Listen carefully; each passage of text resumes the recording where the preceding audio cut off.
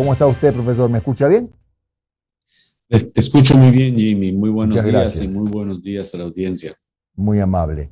¿Cómo ve un consultor externo como usted, Roberto, el primer año de gobierno de Guillermo Lasso, donde anunció que ya había puesto, en términos de números, de finanzas, económicos, la casa en orden? ¿Cuáles son los temas pendientes que estima usted tienen que ser atendidos con prioridad en este segundo año supuestamente ya de recuperación?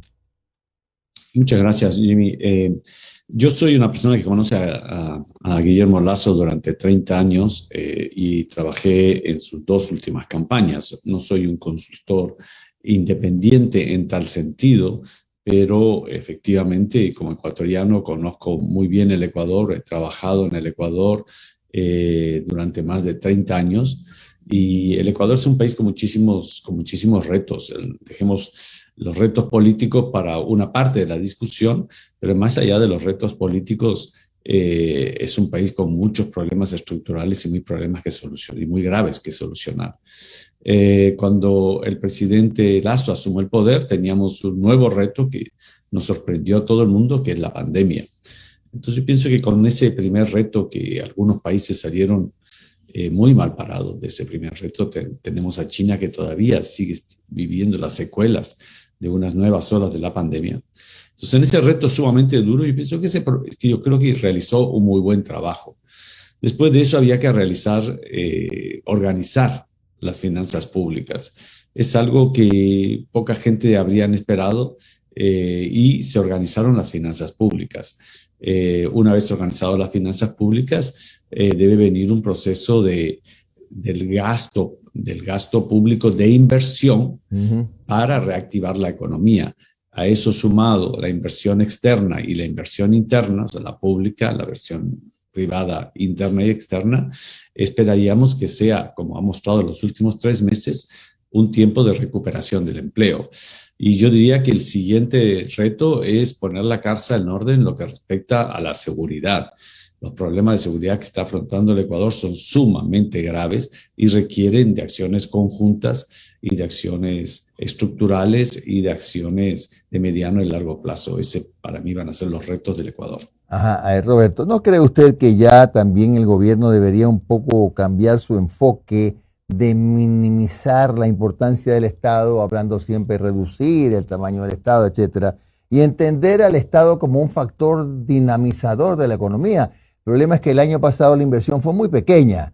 Este año debería haber una inyección al aparato público, a la obra pública, porque esa plata va a dar vuelta finalmente a, a esa gigantesca noria de dinero que es el sector privado, esa plata del sector público, esa inversión en carreteras, por ejemplo, esa inversión en agricultura, eso termina en manos del sector privado y se multiplica. Absolutamente, estoy totalmente de acuerdo contigo. El gasto es, digamos, el gasto, por decirlo así, el gasto sano y el gasto que te tiene una serie de problemas, que te condiciona para el futuro. Pero tú estás hablando efectivamente de lo que yo consideraría el gasto sano. El gasto sano en inversión es sumamente importante. El gasto sano en obras públicas, el gasto sano en vivienda, el gasto sano en programas de producción. Yo pienso que se va en ese camino. Lo que hay que probar los próximos meses, y digo los próximos meses porque esta es una reactivación que se está dando simplemente en los últimos 3 meses, con la guerra de Ucrania, la subida del petróleo, y con las consecuencias también de COVID, de violencia, el salir de una pandemia en el mundo. Entonces, pero yo pienso, coincido totalmente contigo. Estos son los meses en los cuales tenemos que comenzar a supervisar, a evaluar la calidad del gasto y realmente cómo estamos usando ese gasto, porque se necesita fundamentalmente para la reactivación económica. Todo ese dinero tiene que terminar en obras en la calle para reactivar la economía. Roberto, del mensaje que escuchamos ayer todos, nos quedó la sensación de que hubo una descripción general de problemas, planteamiento de soluciones, pero que falta el detalle que es tan importante, ¿no? Por ejemplo, se habló de la inversión de 1.200 millones en seguridad, pero como que nos quedaron muchos vacíos, ¿no? Nos gustaría, por ejemplo, a los ecuatorianos escuchar que luego de ese mensaje el ministro Carrillo detalle de qué se trata. Habló de los problemas de vivienda. Bueno, que el ministro de Vivienda dé los detalles. En el tema comunicación, ¿no te parece, Roberto, que hay que hacer todavía algunos ajustes como el aterrizaje de lo que dijo ayer el presidente en su discurso?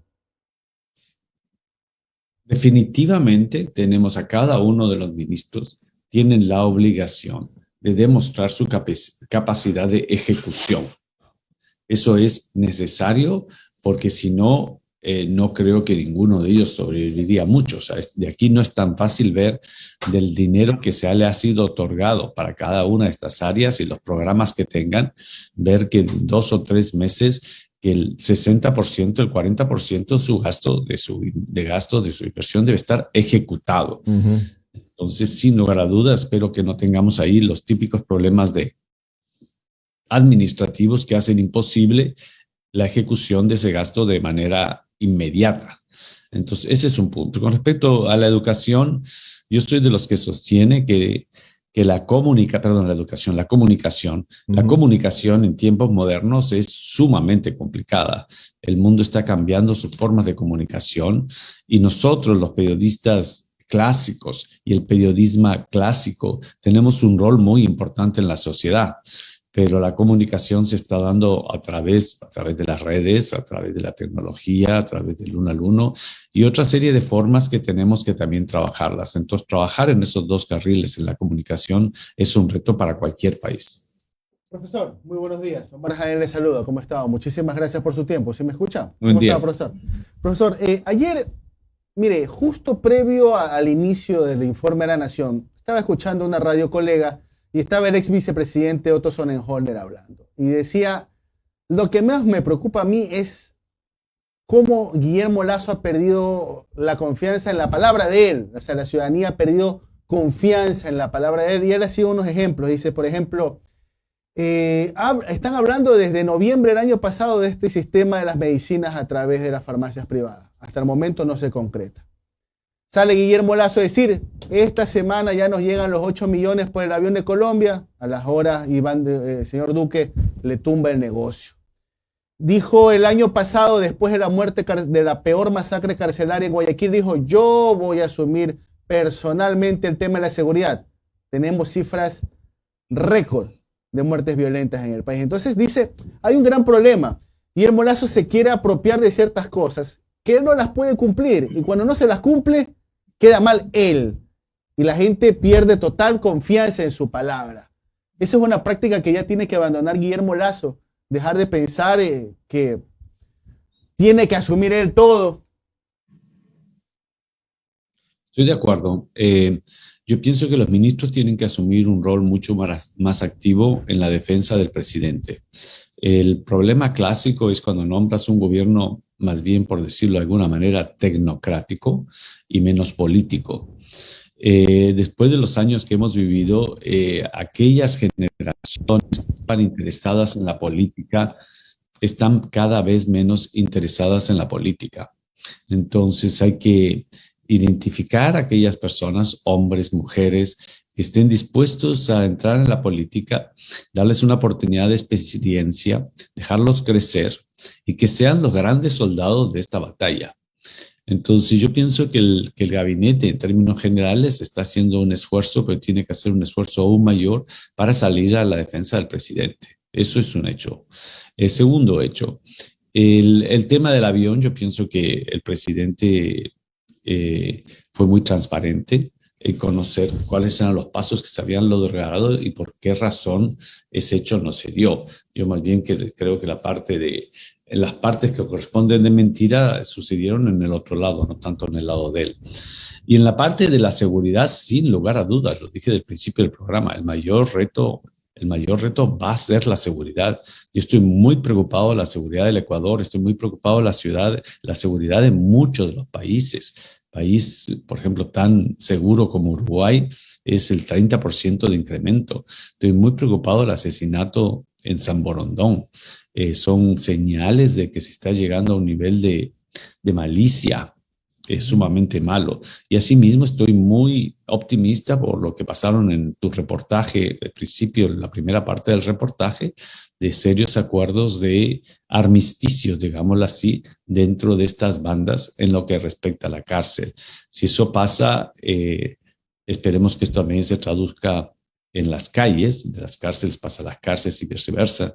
Entonces, la única opción es seguir tratando. Este es uno de los mecanismos comunes para evitar esto, y más allá de eso, la ley que está por salir de seguridad es muy importante, y los otros instrumentos que le permitan a la policía poder actuar con efectividad.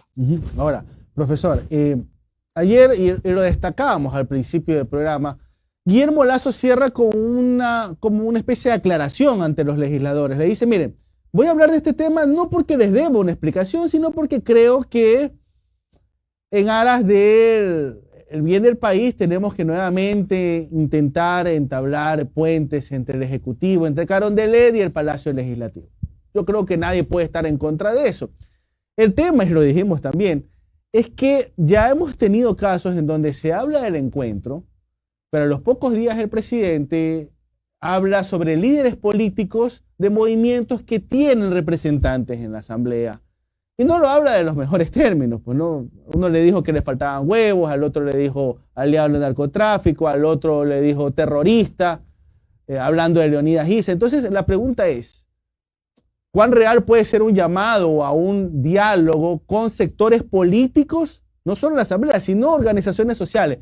Le guste o no al gobierno, la CONAIE es una fuerza social en el país y se va a tener que sentar a conversar con Leonidas Issa si es que se quiere llegar a un entendimiento nacional. Pero si se sigue hablando de huevos, de terrorismo y de narcotráfico, va a ser un poco complicado eso. Coincido plenamente contigo. Yo creo que el tono del discurso de ayer representaba al Guillermo que yo conozco. Además, representaba al Guillermo que más me gusta como ciudadano. Sí creo que hay momentos en los cuales los líderes tienen que salir a la pelea, que son momentos de pelea. Y yo creo que pasamos ciertos momentos con muchísima frustración en el nivel político. Recordemos que el presidente quiso hacer un acuerdo. El acuerdo rebasaba ciertas líneas rojas, optó por un acuerdo por la izquierda democrática y Pachacútec. Ahí se produjeron muchas diferencias y básicamente el acuerdo arrojó muy pocos resultados. Entonces ahí venía la pregunta, o sea, volvemos a conversar con aquellos que conversé y no produjo nada, estarían dispuestos a bajar sus demandas. Podríamos tener todavía otra oportunidad. Yo pienso que todos esos temas pasaron por la cabeza del presidente Lasso, y después de un profundo analizar las circunstancias, él tomó la decisión que fue la que comunicó ayer, que es, yo temía que si hacía eso nos íbamos a encontrar en las mismas circunstancias, y él estaba convencido que su primera prioridad era reactivar la economía. Y la economía ha entrado en unos 3 meses en un proceso de franca recuperación. Entonces, detener ese proceso por una apuesta política, si bien necesaria, yo creo que habría sido un error. Personalmente creo que habría sido un error. Entonces, lo que el presidente está diciendo es, y nombra un nuevo ministro de gobierno, Francisco Jiménez, donde dice, hagamos un último intento. Hagamos un intento. Creo que el país vale la pena, sobre todo con estos problemas de seguridad que estamos pasando. Y tratemos de hacer un intento de bajar el nivel político y subir a un acuerdo mínimo y avanzar en lo que podamos. Pero vamos avanzando. Estamos avanzando en la economía, avancemos en lo político, no mucho. Esto no se da por saltos, no se da de la noche a la mañana, no es como decía en una revista, no es una patente que se compra para el resto del viaje. La gobernabilidad no es algo que se hace constantemente, y y vamos avanzando a otras etapas y metas de la gobernabilidad, donde el presidente tiene que demostrar su misma capacidad de gestión, la capacidad del gasto, que las obras se deban dar. Yo estuve en una reunión en Ecuador la semana pasada cuando estuve, que hablaban de obras públicas, de agua potable en pequeñas ciudades del Ecuador. Esa es una obra, es un proyecto sumamente importante, bueno para el país, que requiere de muchísimo trabajo de gerencia del gasto, de gerencia de proyectos, de operación, porque estamos hablando de muchos proyectos complicados en por lo menos 100 ciudades del país. Bueno, demostremos nuestra capacidad de gestión en ese tipo de proyectos para poder avanzar. Buenos días, Roberto. Noris Arroyave les saluda. El presidente ayer en su discurso dijo, este es un gobierno que trabaja en silencio, pero con profundo cariño. ¿Puede o debe un gobierno como el de Guillermo Lasso, entendiendo todo el contexto social y político en el que llegó al gobierno, a su mandato, trabajar en silencio, o sea, comunicacionalmente, no comentar y decirle a los ciudadanos lo que se está haciendo en el momento que se lo está haciendo y en temas de seguridad, qué vamos a hacer porque hay una zozobra generalizada?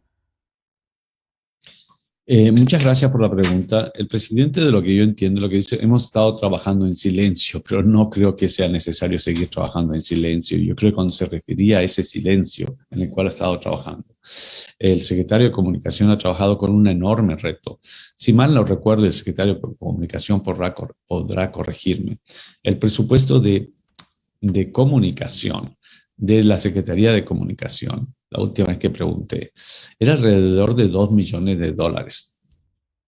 Entonces, cuando tienes un presupuesto de comunicación de $2 millones para todo un país, presupuesto de comunicación que debería estar alrededor de los $80 millones, es como decir que tienes una compañía enorme en el Ecuador, digamos que tienes una de las compañías de supermercados y que produce cientos de millones de dólares y le dan de publicidad menos del 1%, pues esa compañía va a fracasar.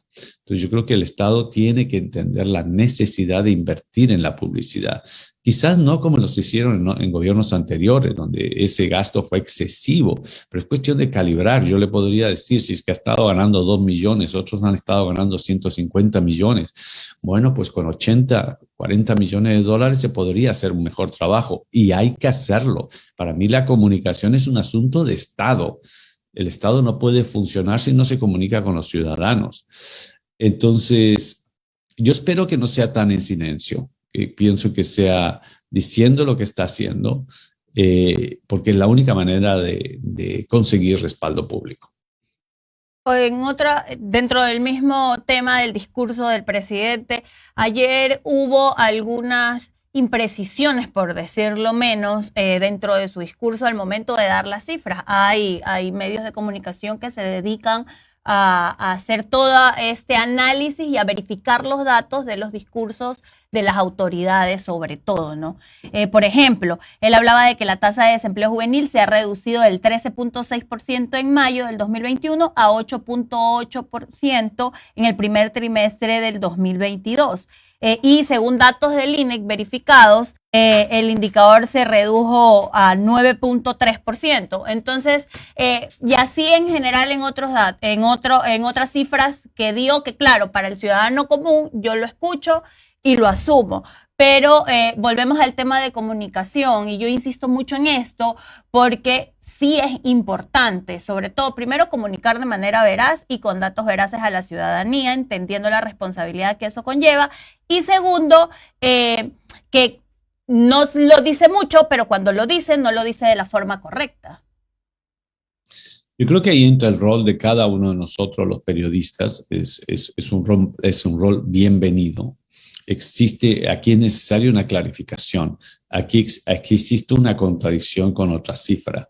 Yo no soy de los que se tomaría personal cada una de estas etapas.